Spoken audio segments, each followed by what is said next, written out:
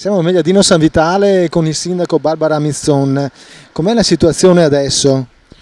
Beh, adesso la situazione si è risolta sostanzialmente, nel senso di allagamento, l'acqua è rientrata completamente, adesso stiamo solo sostenendo le problematiche del dopo allagamento, l'assistenza alle famiglie, l'organizzazione degli aiuti. 150 famiglie all'incirca si sono trovate isolate e solo una ventina sono state interessate da allagamento proprio all'interno della propria abitazione di residenza.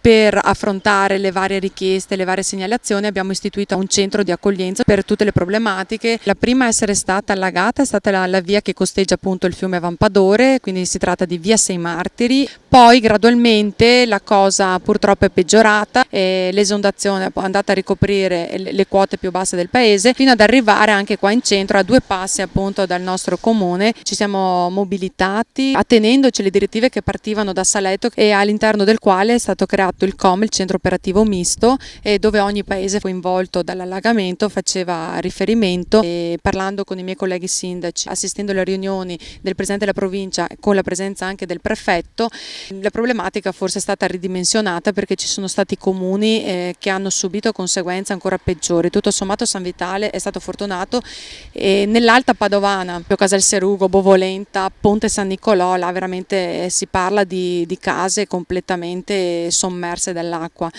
O rimanendo qua nella bassa padovana, Saletto, il comune di Saletto ha un 70% del suo territorio che è completamente allagato, allevamenti di bestiame, di animali, presenza di aziende.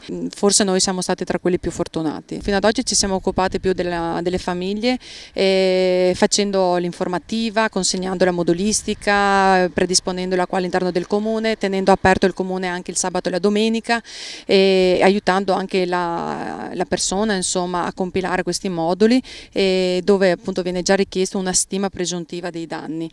Ad oggi non so dare ancora un dato effettivo, ma nei prossimi giorni sicuramente avrò una situazione dettagliata, insomma. L'argine ha portato a liberare questa massa imponente di acqua che si è riversata nel fiume Vampadore, che è quello che appunto fiancheggia il mio comune, e ad alimentare anche altri canali. Diciamo che una rottura di tale portata sicuramente non poteva essere sostenuta dal nostro classico fiume. C'è fisicamente un gruppo di volontari che si è attivato sin dal primo momento insieme a me. Mi ha fatto enormemente piacere vedere questa mobilitazione di giovani che di fronte a questo problema non ci hanno pensato un attimo ad aiutare il proprio paese. Non solo a livello di popolazione, anche a livello di amministrazioni, perché i sindaci, a prescindere dai colori politici, dai propri orientamenti, hanno fatto base lì a Saletto e si sono sempre più volte incontrati per aggiornarsi, per aiutarsi, per cercare di affrontare l'emergenza insieme. Quindi un lavoro di squadra a 360 gradi che adesso dovrà essere sicuramente intensificato per cercare di prevenire futuri disastri.